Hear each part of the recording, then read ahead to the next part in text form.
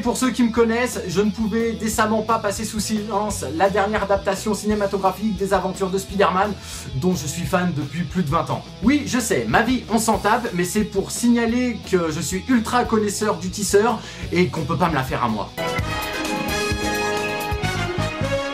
Attention, un indice en bas de votre écran. Top! Première apparition de Spider-Man. Amazing Fantasy XV paru en août 1962. Comment est né l'ennemi de Spider-Man? Venom.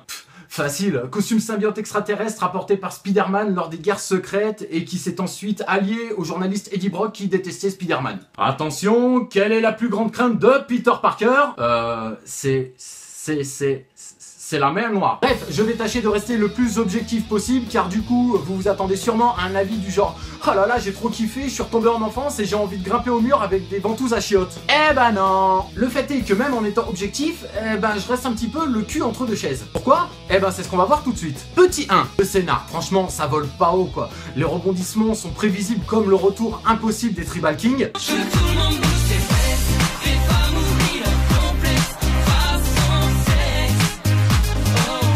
Les intrigues secondaires n'apportent rien au scénario ou très peu et ne servent qu'à rallonger la durée de vie d'un film qui aurait pu être amputé facilement de 30 minutes. Petit 2, les personnages. Alors ok, tout repose sur le duo Peter Parker-Gwen Stacy et ce dernier fonctionne très bien. Oui, ils sont mignons ces deux petits-là, à s'aimer, se quitter, se re-aimer, se rouler des pelles dans un placard. À tel point que la romance prend limite le pas sur l'action. Un conte pour un film de super-héros quand même. Viennent ensuite des persos secondaires, comme par exemple Harry Osborn. La grosse blague! Censé être le meilleur ami de Peter Parker, voire limite un frère, Harry Osborn est ici un simple pote perdu de vue, retrouvé des années après, aux motivations et méthodes plus que douteuses, jusque dans l'incarnation du bouffon vert qui n'aura décidément droit à aucune incarnation digne de ce nom au cinéma. Reste Jamie Foxx, excellent dans le rôle d'Electro, méchant malgré lui, mais qui au final prend plaisir à l'être, et qui réussit à incarner à la fois la peur et la sympathie. On a également droit à des apparitions que seuls les fans remarqueront, comme par exemple le Dr Kafka, Smythe ou encore Felicia Hardy.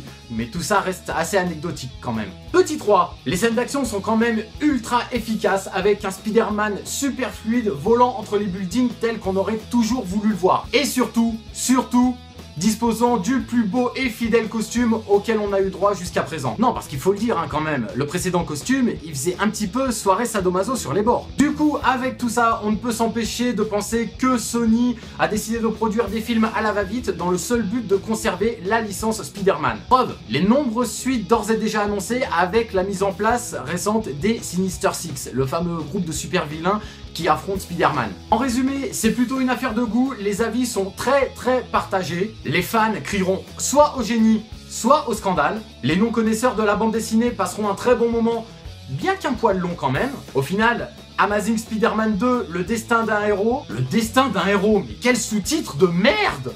Divise, mais ne laisse en aucun cas indifférent. Bref, sur ce, moi je vous laisse, il est temps pour moi d'aller forniquer avec une araignée. Salut!